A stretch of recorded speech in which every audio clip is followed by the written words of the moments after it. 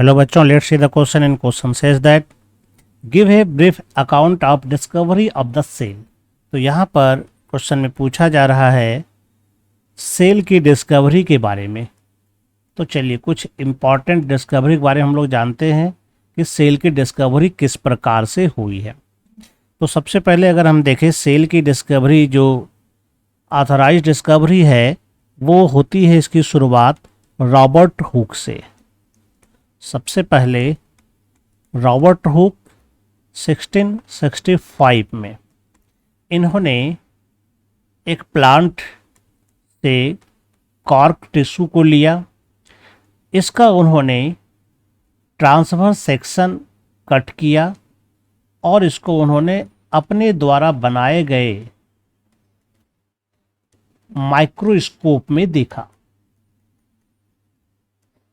क्योंकि इसका माइक्रोस्कोप का मैग्नीफाइंग पावर कम था, लेकिन फिलहाल जब इस माइक्रोस्कोप में देखा गया इस कॉर्क सेल को, तो इसमें जो है एक हनी कॉम्ब की तरह स्ट्रक्चर दिखाई पड़ा,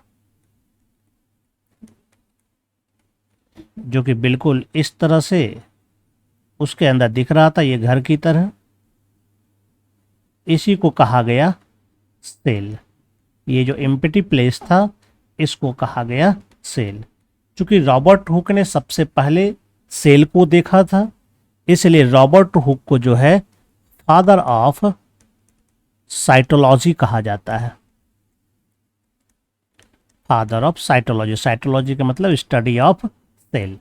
लेकिन इन्होंने जो सेल देखा था, इन्होंने डेड सेल को देखा था, ऑब्जर्व्ड डेड सेल, जो कि एक एम्प्टी प्लेस के रूप में था और उसके चारों ओर सेल वाल मौजूद था। तो रॉबर्ट हुक से इसकी कहानी शुरू होती है। इसके बारे में उन्होंने अपनी पुस्तक माइक्रोग्राफिया में चर्चा किया था, है ना। ये माइक्रोग्राफिया उसके द्वारा पब्लिश्ड हुआ था बुक। इस बुक में इस सेल के बारे में चर्चा किया गया है। इसके बाद एंटोनी वॉन ल्यूवेनहॉक का समय आया। एंटोनी वॉन ल्यूवेनहॉक, इन्होंने भी अपना एक माइक्रोस्कोप बनाया और उसके बाद इन्होंने कई चीज़ों को देखा। यानी कि इन्होंने सबसे पहले ऑब्जर्व फर्स्ट लिविंग सेल, इन्होंने सबसे पहले लिविंग सेल को देखा और इसका उन्होंने नाम रखा एनिमलक्यूल। चूंकि इसको एक मॉलिक्यूल की तरह स्ट्रक्चर दिखा था, एनिमल जैसा उसमें मूवमेंट होता था, तो इसका नाम उन्होंने एनिमलक्यूल रखा। बाद में पता चला कि यह एनिमलक्यूल एक्चुअली में यह एक बैक्टीरिया था, है ना। ये जो एनिमलक्यूल था, यह पता चला बाद में कि यह क्या है, एक बैक्टीरिया है। तो एंटोनी वॉन ल्यूवेनहॉक ने भी अपना एक माइक्रोस्कोप बनाया था और उसी माइक्रोस्कोप में इन्होंने देखा था।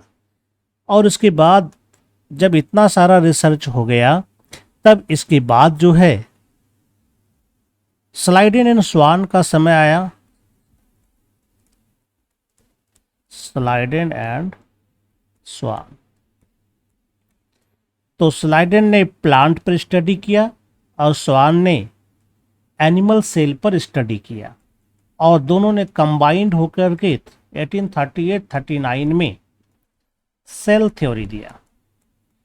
यानी इन्होंने बताया कि जितने भी प्लांट्स और एनिमल्स होते हैं, सबके सब सेल के बने होते हैं। यानी कि all organism are composed of cell, सब के सब सेल के बने होते हैं। और सेल क्या होता है, तो सेल स्ट्रक्चरल और फंक्शनल यूनिट होते हैं। स्ट्रक्चरल एंड फंक्शनल यूनिट होते हैं, और सभी सेल में न्यूक्लियस होता है। लेकिन फिर इसी में रुडोल्फ विर्चाउ ने एक नया पॉइंट इसमें इन्होंने जोड़ा। 1855 में इन्होंने बताया कि सेल्स जो होते हैं वो पहले से मौजूद सेल से ही प्रोड्यूस होते हैं, यानी सेल्स अराइजेज फ्रॉम